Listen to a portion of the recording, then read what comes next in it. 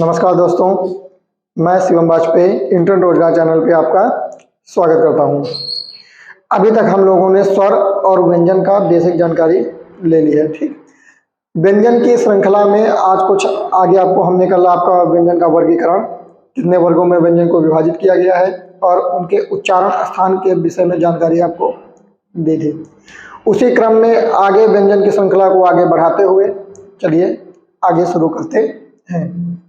ठीक है, तो कल हमने आपको पढ़ाया था व्यंजनों का वर्गीकरण। उससे संभावित क्वेश्चन जैसे बनते हैं वो आपको हम दिखाई दे रहे हैं। जैसे बनता है, पहले तो पूछा जाता है व्यंजनों की संख्या। जैसे पहला क्वेश्चन तो आपको बनता है व्यंजनों की संख्या से। ठीक है, तो व्यंजनों की अगर संख्या पूछी जाती है तो कितनी आप टिक करेंगे?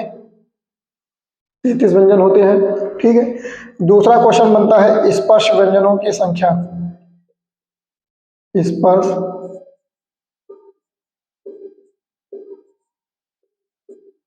व्यंजनों की संख्या कितनी है भाई? 25 आप टिक करेंगे। दूसरा क्वेश्चन आपका पूछा जाता है कि व्यंजनों को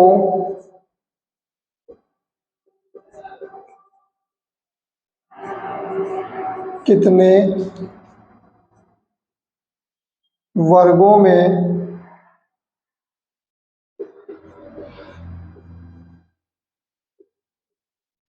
विभाजित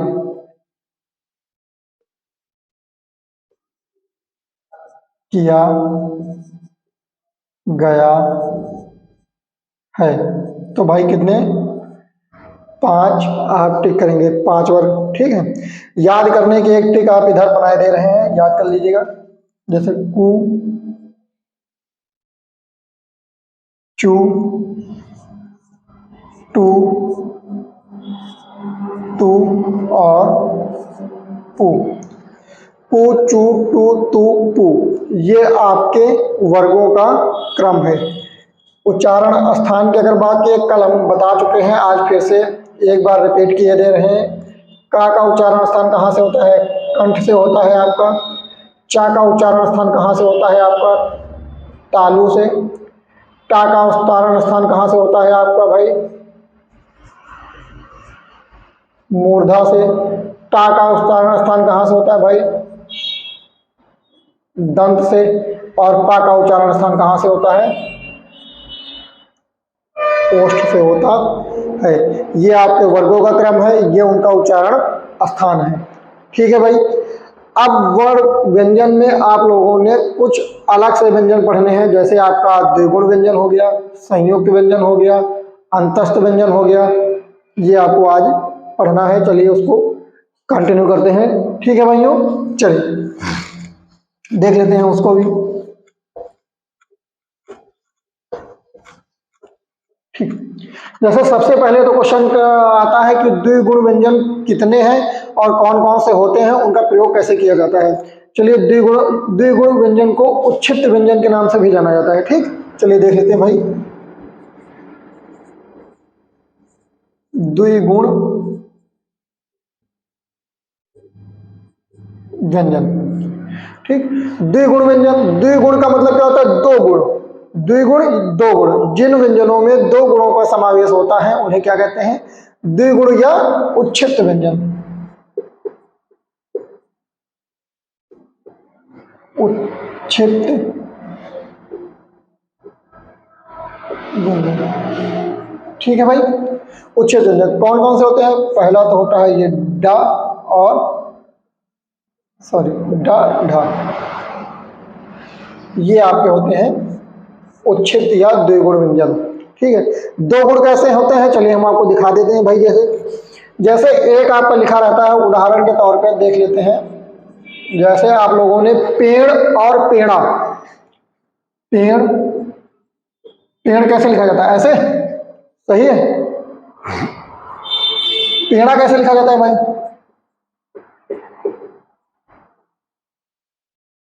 पेड़ा। ठीक है, तो देखिए ड दोनों है, लेकिन इसके नीचे ये जो आपका बिंदु लग गया है, इससे इसके दो गुणों का पता चल रहा है। उसी प्रकार ढक्कन और डलिया।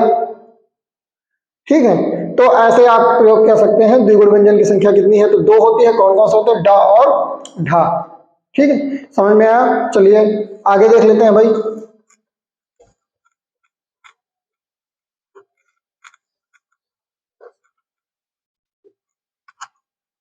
ठीक, देख लेते हैं भाई। आगे आता है आपका अंतस्थ वर्ण। अंतस्थ वर्ण या व्यंजन। डायरेक्ट क्वेश्चन इससे बनता है कि अंतस्थ वर्णों की संख्या कितनी है, वर्णमाला में अंतस्थ वर्णों की संख्या कितनी है। तो आप लोगों ने पढ़ा भी होगा, अंतस्थ वर्णों की संख्या कितनी होती है भाई, 4 होती है। कितनी होती है, 4 होती है। कौन कौन से होते हैं, या, रा, ला और वा। कौन कौन से, जैसे या, एक मिनट भाई थोड़ा गड़बड़ है, या, रा, ला और वा। ये 4 आपके क्या है, अंतस्थ वर्ण कहलाते हैं। ठीक है, डायरेक्ट क्वेश्चन बनता है। 2 क्वेश्चन इस प्रकार से बनते हैं, कोई एक वर्ण आपको दे देगा और पूछ लेगा कि निम्न में से कौन सा अंतस्थ वर्ण है, या कोई 3 ऑप्शन अलग होंगे, एक ऑप्शन ऐसे देगा निम्न में से कौन सा अंतस्थ वर्ण नहीं है। ठीक है, ठीक। अब इसमें से भी क्वेश्चन बनते हैं आपके, जैसे कल हमने आपको बताया था कि ऐसे एक वर्ण का नाम बताइए जिसका उच्चारण स्थान 2 स्थानों से होता हो। ठीक है, तो हमने आपका उदाहरण के तौर पर लिया था दंतोष्ठ। दंतोष्ठ लिए थे ना भाई, तो दंतोष्ठ में हमने क्या बताया था, वा बताए थे। तो वा का उच्चारण स्थान कहां से होता है, दंतोष्ठ वर्ण। कौन सा है, वा, अंतस्थ वर्ण का एक भाग है। ठीक है, अब एक क्वेश्चन पूछा जाता है लुंठित वर्ण और पार्श्विक व्यंजन। ठीक है, लुंठित वर्ण क्या होता है, लुंठित वर्ण वे वर्ण होते हैं जिनका उच्चारण करते पर आपकी जबान गोल होकर मुड़ जाए। ठीक है, लुंठित वर्ण कहलाते हैं।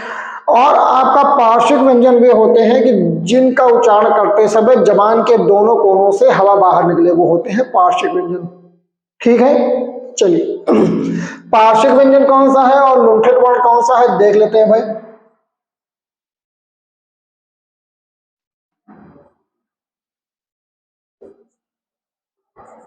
पार्श्विक वर्ण की अगर हम बात करेंगे तो पार्श्विक व्यंजन कौन सा है भाई, बताइए। पार्श्विक व्यंजन आपका है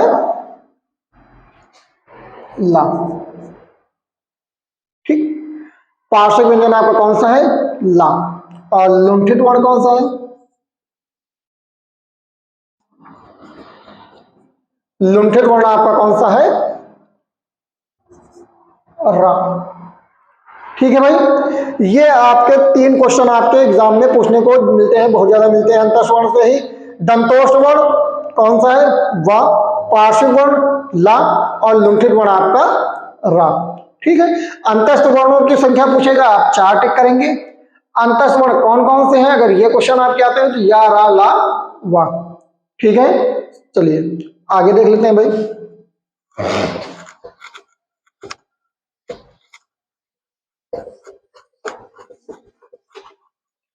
इसी क्रम में आगे बढ़ते हुए देखते हैं अंतस्थ वर्ण के बाद आपका ऊष्म वर्ण। ऊष्म वर्ण या व्यंजन। ठीक है भाई, संख्या में ये कितने होते हैं, संख्या में ये भी 4 होते हैं। संख्या में ये भी 4 होते हैं। कौन कौन से होते हैं, सा, ख, श, ह। ठीक, कल हमने इसको आपको बताया था उच्चारण स्थान कहां कहां से होता है। ठीक है, उच्चारण स्थान बहुत इंपॉर्टेंट है, क्योंकि अब छोटी क्लासों में भी आप लोगों ने पढ़ा होगा ऊष्म व्यंजन किन्हें कहते हैं, ऊष्म व्यंजन की संख्या कितनी है, जिन वर्णों का उच्चारण करते समय मुख से गर्म हवा बाहर निकलती है ऊष्म व्यंजन कहलाते हैं। परिभाषा आपको लिखने के लिए आएगी नहीं, ठीक है। ऊष्म व्यंजन की संख्या कितनी है? 4, आपको पता है। ऊष्म व्यंजन कौन कौन से हैं? शाखा, शाह, ये आपके ऊष्म व्यंजन होते हैं। अब इनके उच्चारण स्थान से क्वेश्चन पूछता है सॉरी, उच्चारण स्थान से सॉरी, उच्चारण स्थान से कैसे क्वेश्चन बनता है भाई? जैसे आपका दे दिया, ये शा दे दिया और पूछा इस सा का उच्चारण स्थान कहां से होता है, या इस सा को क्या कहते हैं? इस सा का उच्चारण स्थान कहां से होता है भाई? इस सा का उच्चारण स्थान होता है तालु से, और इसे क्या कहते हैं? तालव्य सा कहते हैं। ठीक है, तालु से उच्चारण हो रहा है, इसीलिए इसे क्या कह दिया? तालव्य सा कह दिया। ठीक है, आप उच्चारण करेंगे, देखिए शा शा शा, जैसे मेरा नाम शिवम है, शिवम बोलिए तो शा शा जैसे बोलेंगे तो आपकी जबान कहां पर टच करेगी? तालु से टच करेगी। ठीक है भाई, चलिए दूसरे क्रम में देखते हैं इस सा को। बचपन में आप इसे क्या पढ़ेंगे? पिट चिरवा सा या षटकोण वाला सा, यही तो पढ़े होंगे। ठीक है, तो आज इसको हम क्लियर कर लेते हैं भाई। इस सा को क्या कहते हैं? मूर्धा सा। इसका उच्चारण स्थान कहां से होता है? मूर्धा।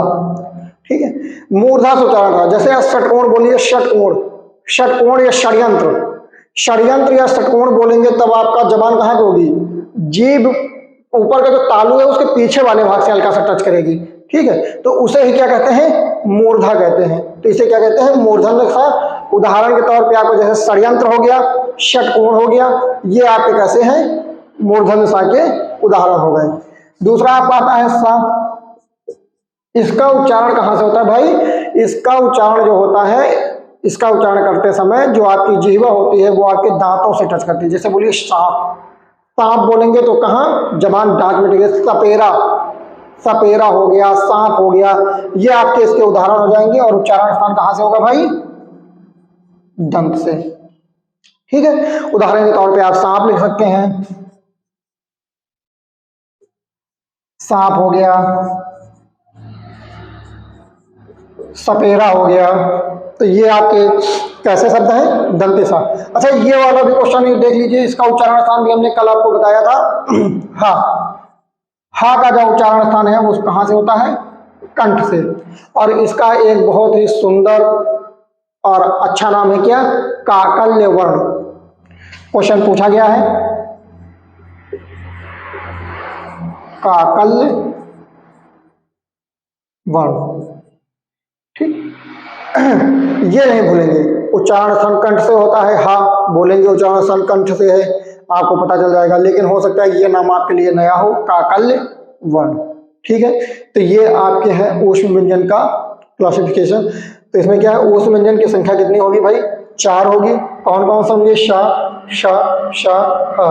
ठीक है, पहले वाले सा का उच्चारण स्थान जिसे हम तालव्य सा कहते हैं, उच्चारण स्थान तालु से होगा। ठीक है, मूर्धन्य सा उच्चारण स्थान कहां से होगा? मूर्धा से होगा। उदाहरण के तौर पे आपका षड्यंत्र हो गया, षटकोण हो गया। दंती सा उच्चारण स्थान दांत से होगा। उदाहरण पे आपका सांप और सपेरा हो गया। हा का उच्चारण स्थान कंठ से होता है और इसे काकल्य वर्ण कहते हैं। ठीक है, समझ में आया? चलिए आगे देख लेते हैं भाई।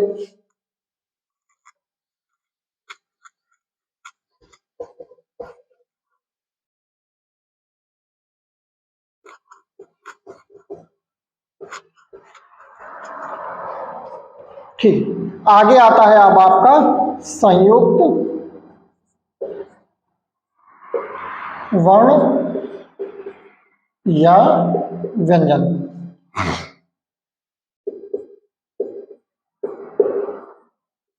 ठीक है भाई, संयुक्त वर्ण या व्यंजन कौन कौन से होते हैं? संख्या में अगर पूछी जाए कि इनकी संख्या भी कितनी होती है भाई? 4 होती है। कौन कौन से होते हैं? अच्छा, संयुक्त का मतलब क्या होता है? संयुक्त का मतलब होता है 2 या 2 से अधिक वर्णों से मिलकर बनने वाले वर्ण क्या कहलाते हैं? संयुक्त वर्ण या संयुक्त व्यंजन कहलाते हैं। यानी कि इनमें 2 वर्णों या 2 व्यंजनों का समावेश होगा। ठीक है, चलिए देख लेते हैं कौन कौन से हैं भाई। पहला तो होता है छा, दूसरा होता है त्रा, तीसरा होता है ज्ञा और चौथा होता है स्रा। ठीक, छत, त्रंग, ज्ञा और स्रा। ठीक है भाई, ये चीज आपको समझ में आई। संख्या में कितनी है? 4 है, छत, त्रंग, ज्ञा और स्रा। ठीक, अब इनमें हमने आपको बताया है कि दो वर्णों का समावेश होता है, ठीक है। तो एग्जाम में पूछ लिया जाता है कौन कौन से दो वर्ण होते हैं, ठीक है। तो इनका क्लासिफिकेशन देख लेंगे। जैसे आपका श्रा ले लिया,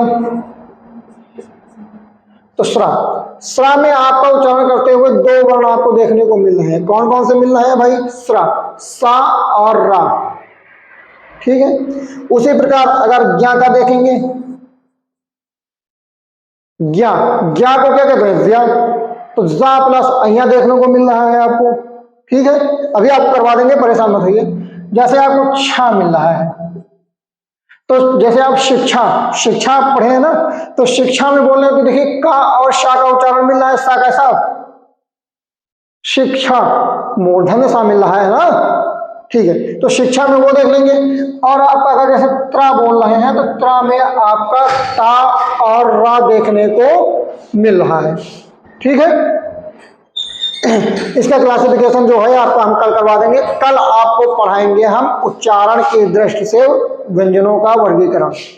उच्चारण की दृष्टि से जैसे आपका अल्प प्राण हो गया, महाप्राण हो गया, गोशत के आधार पे अघोष, सघोष, ठीक है। ये जैसे अल्प प्राण में प्रत्येक वर्ग का पहला, तीसरा और पांचवा वर्ण अल्प प्राण होते हैं। बचा कौन? दूसरा और चौथा, वो महाप्राण की श्रेणी में आते हैं। क्वेश्चन इससे आपके एग्जाम में बहुत भर भर के बनते हैं, तो ये आपको कल जानकारी दी जाएगी। वीडियो आपको अच्छा लगा हो तो चैनल को सब्सक्राइब कीजिए, वीडियो को लाइक और शेयर कीजिए। मिलते हैं आपको कल, तब तक के लिए धन्यवाद।